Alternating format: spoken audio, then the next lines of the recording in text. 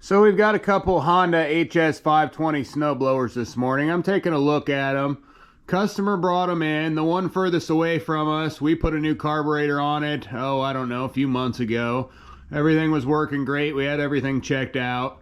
But he's saying basically they're both doing the same thing. The front one we haven't done anything to, but he says his buddy put a new carb on or cleaned the carb, one or the other. But basically they run for 10 minutes or so and then they'll cut out and won't restart. If you wait a little while, they will restart. So I've kind of taken a look here, and it's a very common issue.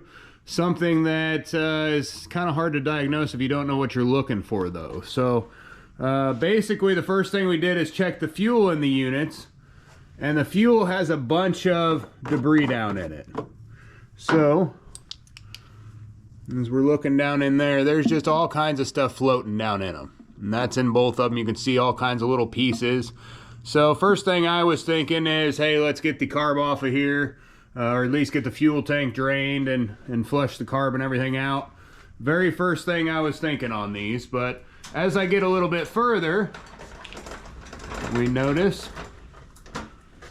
So I drained the tank, or started to drain the tank. I figured maybe one of the fuel filters wasn't in here. Now this one I've already kind of taken apart, but it's only 4 bolts that hold the front cover on, and then you've got to take the top ring around from the gas tank just straight up and off. It kind of spins and you can pull it off, and then everything will just pop straight up and over so you can have easy access there. But let's see if we can't get a nice view going here. All right, so you usually just push the gas tank a little bit and that'll all pull up and kind of out of the way so you can see down in here. So there is a fuel filter that sits inside the tank here. So I just drained the tank. I'm just going to go ahead and get this thing pulled off and get everything checked out when I realize what's going on, but I'll show you here. So as you pull it out, there's your fuel filter.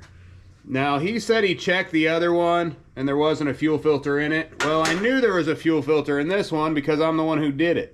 You know, we just did this thing. We're going to check and we're going to flush that out when we have it in here, especially on a carb clean, you know. We're going to make sure that that's all good. So we knew that this filter's good. So we know that that's probably not what's happening. It's probably not getting that debris down into the carburetor and causing it to not start at that point. It's probably doing something else. Now, I didn't realize there was quite that much fuel left in it. Let me go ahead and finish draining it out down into our bucket here.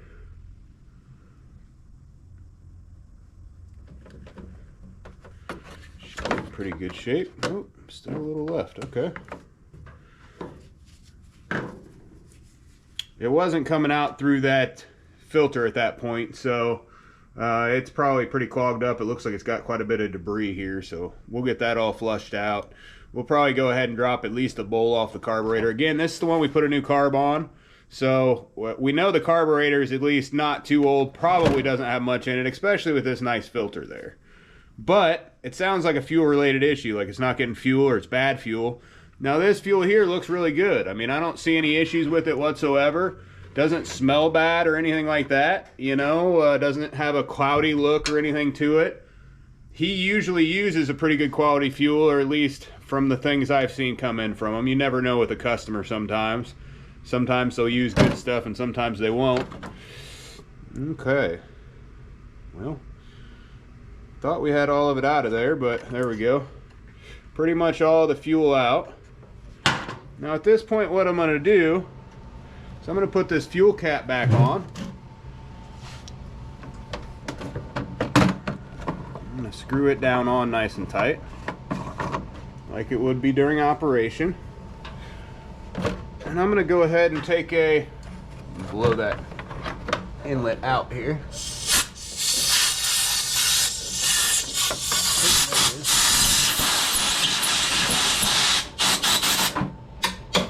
I'm going to go ahead and take a vacuum tester here, and I'm going to go ahead and test and see what's going on with the fuel tank. Now, I'll show you why in just a second that I would do something like this. I'm going to hook this up just directly to the fuel tank nipple. And this is a vacuum or a pressure tester. They're pretty cheap. You can get them pretty much anywhere. But I'm gonna go ahead and apply some vacuum here. I'm gonna go down to about negative 0.5 bar. Oop, do I have it the right way? I think so. Might take a second here to get down there.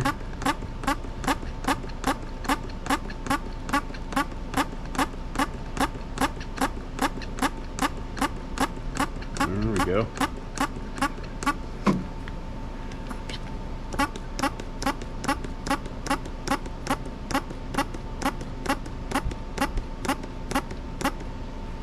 There's a lot of room in that tank for, we're basically just sucking that down at this point to get it to a negative bar position.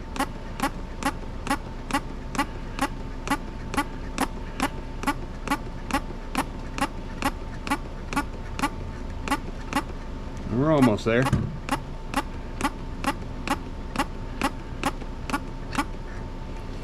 Almost.